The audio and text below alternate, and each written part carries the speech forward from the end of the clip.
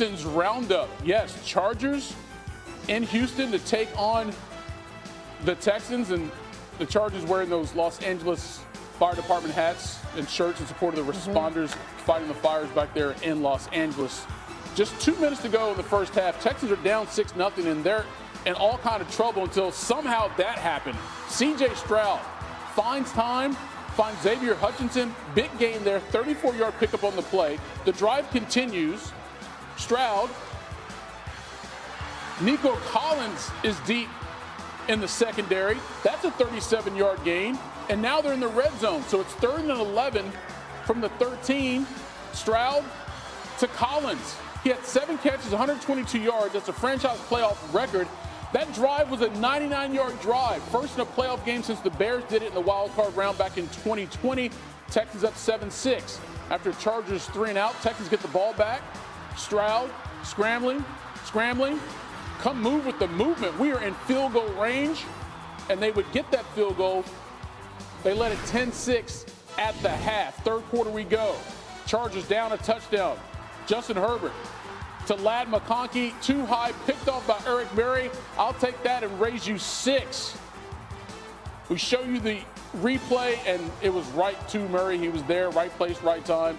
Texans pushed the lead to 20-6, and it was a tough day for Justin Herbert. He only had 3 interceptions the entire season. He had 4 in this game. That went off the hands of Will Dissly, Derek Stingley Jr. That's a big gain. Texans would add a field goal. 23-6, they would go up. But Herbert, undeterred. How about that catch by McConkey? And all of a sudden, to the house, 86 yards. McConkey, 9 catches, 197 yards. They're down 23-12, plenty of time. But on the extra point, it's blocked. And then D'Angelo Ross picks it up. He's gone the other way. So the defense converts a 2-point conversion. So you do the math. The Chargers only made up 4 points on that deficit. It's 25-12 now. Less than 40 go in the game. It's 4th and 1 on the Chargers 17. Kick the field goal. No, we're going for it. And Mixon, he went all the way to the end zone. 25 carries, 106 yards. Houston wins it 32-12. D'Amico Ryans, your quarterback. C.J. Stroud, what'd you see? Our best player stepped up and made big plays for us to win this game. And none other than CJ. Just want to make sure, he gets the love that he deserves, like the play that he made on the fumble snap and throw to Hutch. Like, that's the play that just sparked our entire not our offense, but our entire team. Yeah, it's tough. I let the team down, and you can't turn over the ball like that and expect to win and put the team into a tough position there with 4 turnovers like that. So, the defense hung tough. They got some turnovers. They gave us opportunities, but I just have to be better. I feel like it's a step in the right direction moving forward. Yeah, it's a favorite team, favorite ball team I've ever been on. And, one thing I can promise you is the sun will come up tomorrow, and we'll be attacking it with an enthusiasm unknown to mankind. The words of the great Jack Harbaugh, his dad. So we need some context here. Herbert threw the ball 504 times during the regular season. Yep. Only 3 of those were picked off, the fewest among qualified QBs. He threw a career-high 4 picks in this game against the Texans. He's the first player in NFL history to throw more interceptions in a playoff game than he did in a regular season with at least 200. Chargers, 32-12. Scoregami says that is the first time that a game is ended. Right. The score of 32-12. C.J. Stroud, 22-33, 281, 1 touchdown, 1 interception. Joe Mixon ran the ball really well. 25 carries, $106, 1 touchdown. Total rushes, Houston, 34 for $168 and a touchdown. Nico Collins was sensational today, 7 catches for $122. Yeah. And they almost triple up the L.A. Chargers. Justin Herbert did not have a great day. He only threw 3 interceptions all year. He threw 4 today. 14-32, which is less than 50%. 242 yards, but one of them came on an 86-yard touchdown. So 1 touchdown, 4 interceptions. He was sacked 4 times, a 13 QBR. They couldn't run the ball, 18 rushes, 50 yards. But Ladd McConkey had himself a day, Ocho. He gave it to everybody. 9 catches, $197, 1 touchdown. But if you go back and look at it, he was really the only one that caught a pass. that did anything. The tight end, Disley, he caught 2 for 16. Fitz caught 1 for 15. Sharpe caught 1 for 10. Davis caught 1 for 4. That was it. Now, listen. The first half was horrible. The first half was very boring. First half was very, very, very boring and very underwhelming. Like, when I think about the Chargers offense, I thought, it would be a high-scoring game. I just thought it would, especially having Justin Herbert being in the playoffs. I'm like, you know what? Quentin Johnson had a hell of a game last week. He had 198, 87, something like that. So I'm thinking, okay, Quentin Johnson coming in with the confidence after having a game like that. Then Ladarius McConkey, I don't even call him Lad no more. Lad is short for Ladarius. As far as I'm concerned, he won us. Hey, listen, he had a phenomenal game today. And CJ Stroud and the Texans, they scared me a little bit. They scared me a little bit with the way they were playing in the first half. Now, if it wasn't for the interceptions